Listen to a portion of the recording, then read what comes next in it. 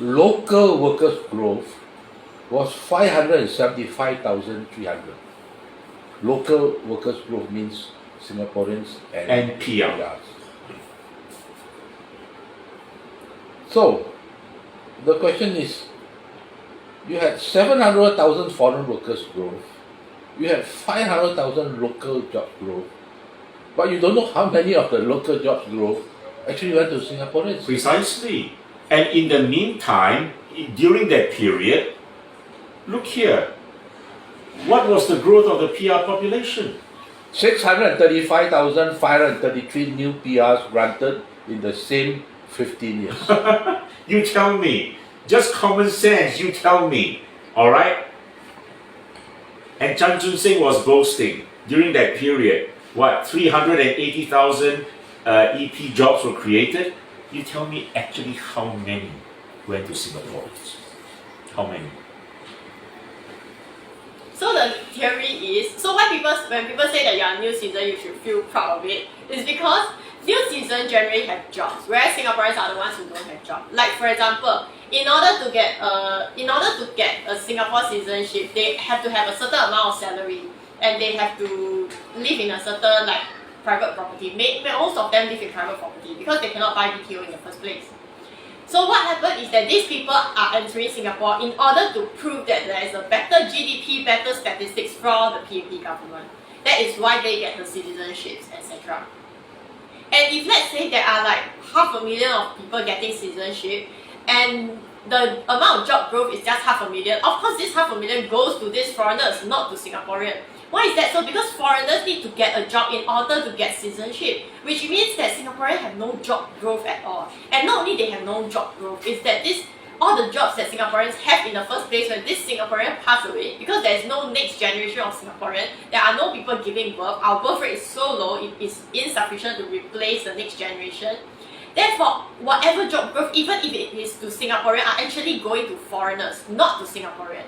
Which is why the government always have to change these statistics into locals. They have to change it to Singaporeans and PRs. They cannot just break down to Singaporean only. You know, if you want to be completely open and transparent, which this government preaches all the time, you do a breakdown, alright, into the relevant categories so that Singaporeans can see of the job growth, how many are going to foreigners, to PRs, to new citizens, to Singaporeans. Alright?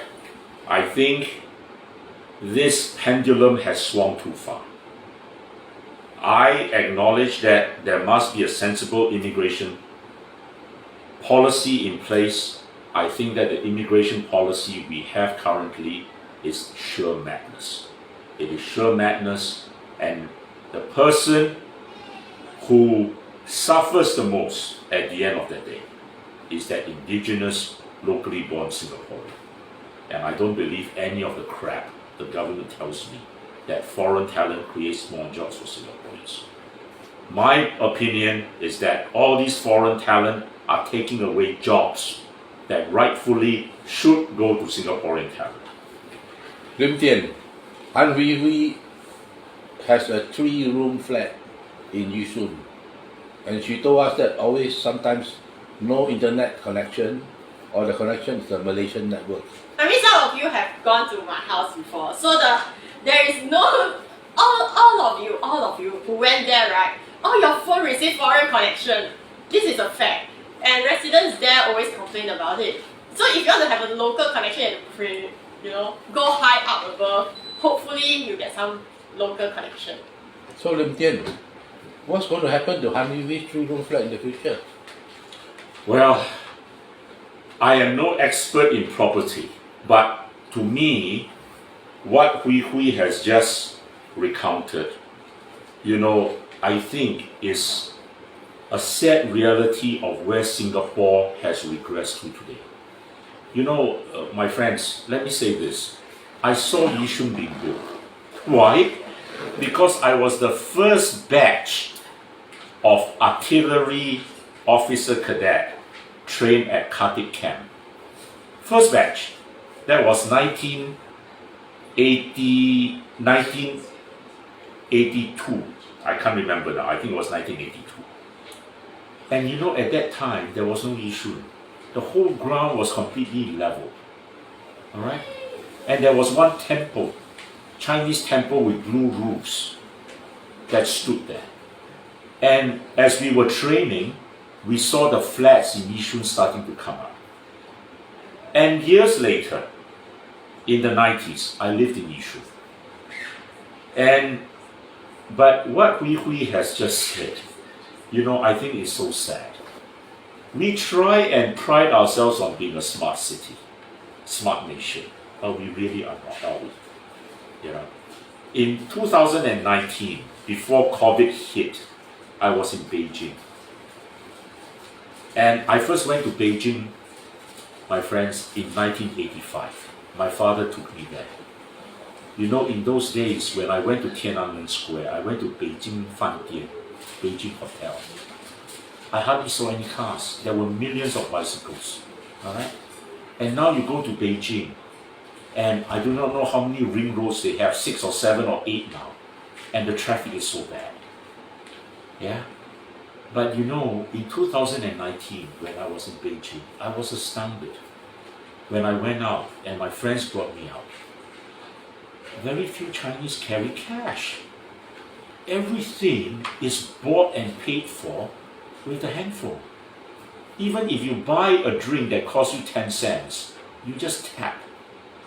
And here we are in Singapore today, all right? And you know, we were so far ahead of them. In 78, when Deng Xiaoping came to Singapore, you know, he was trying to learn from Singapore. And God, 1985 to now, in less than 40 years, I'm telling you, China is streets ahead of Singapore. They now have 5G. And Hui Hui has to struggle with internet from foreign countries like Malaysia and Indonesia. So there are residents in Yishun who, in order to solve this issue, they directly buy a foreign line, and then after that they fax the SIM card they deliver the SIM card back to Singapore, and they use the foreign line instead. Yeah. So that is one issue. Then there's another thing is that, okay, so I have been to the Internet Freedom Festival, and in the Internet Freedom Festival, which was held in Europe, the Singapore government portrayed themselves as a country which is a smart nation. And they say that in Singapore, everyone has internet connection. So in the end, I have to go and ask the organizer. I was like, okay, so how is it that everyone has internet connection? And they start pulling out data saying that, oh, in Singapore, almost every single part of Singapore is connected to the internet connection, has train station that has internet connection as well.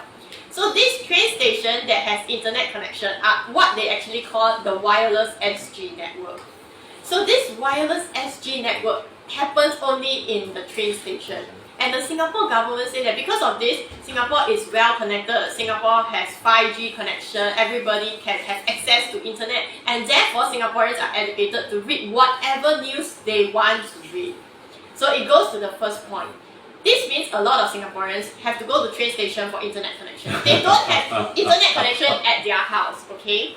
And even if they have internet connection that is wired to those HDB apartment, HDB flat, they cannot afford the monthly payment to have internet connection, which goes down to the earlier point, which goes back to the earlier point whereby a lot of Singaporeans are so low income, they cannot afford to have Wi-Fi and internet connection at home at all. And so if you want to say how many Singaporeans can have access to Wi-Fi in Singapore at home, what is the percentage? Is it less than half, which is why the government find that it's a disgrace for them to actually admit these statistics?